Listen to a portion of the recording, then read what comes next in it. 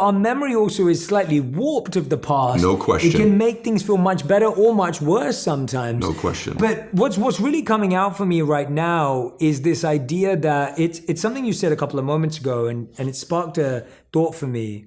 I remember the story that Vanessa Bryant told about Kobe Bryant after he passed away. I was fortunate enough to interview him around 3 months before his tragic passing. And she told this story, and she said that Kobe would play through every injury.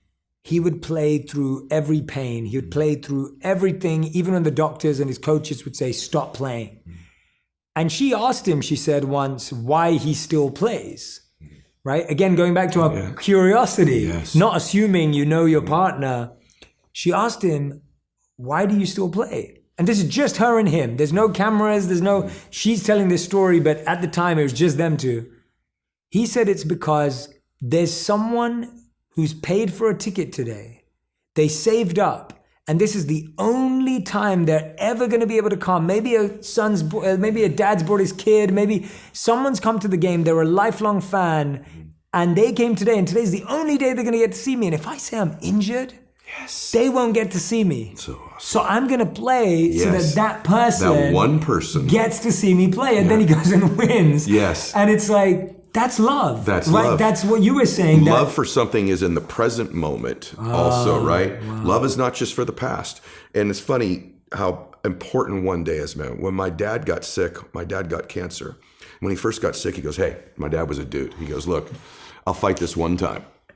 Okay, I'll do your little chemo and your surgery, but I'm not going to pour poison into my body. I'm not going to lose my hair. I'm not going to deteriorate. I'll give this thing a shot once. If it doesn't work, I'm out. That led to 8 years of him fighting it. Wow. Chemo, radiation, proton therapy, surgery, chemo, experimental chemo. And he did lose his hair and he was in pain. And I'd say to my dad, Dad, you're suffering so much. You said you wouldn't suffer. He said, no, Eddie, I'm in pain, but I'm not suffering. I choose not to suffer. And I'm not suffering because I get to see my grandkids again. And I said, Dad, why are you doing this? And he said, you only understand the power of one day when you're threatened with never having another one. I'll do anything for one more day. Get to be with you one more time. Give your mom a kiss one more time. Maybe I'll see one of my granddaughters get married. And he goes, I'll do anything for one more day. The beautiful thing is I was actually with Kobe a week before he passed away. We were in the same gym. Our daughters played volleyball. And ironically that day, I watched Kobe walk out of the gym. There was only a couple dads left. It was late at night. He stayed and I stayed. And he had his youngest daughter in his arm and he was rubbing his other daughter's back. And I remember taking note of it because I was with Bella at the other end of the gym. And I remember thinking, I don't hug Bella enough. I need to hug. No joke, bro. It's in the book. I went, I got to hug Bella one more time every day. Not just once a day, plus one more time every day. My daughter's going to get extra hugs because Kobe does that. What if I could have said to Kobe when he got in his car, Kobe, you have one more week, brother.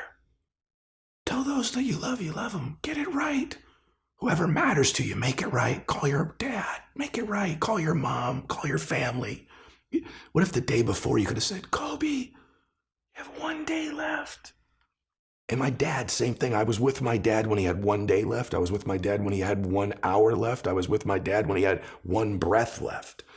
And when we begin to think of our life that way, the power of right now and having one more moment and one more minute is so beautiful. It's so blessed. It's so big. It's so amazing. Why would we spend that minute in history? Why would we spend that minute in the past when we could be fully present in creating the future?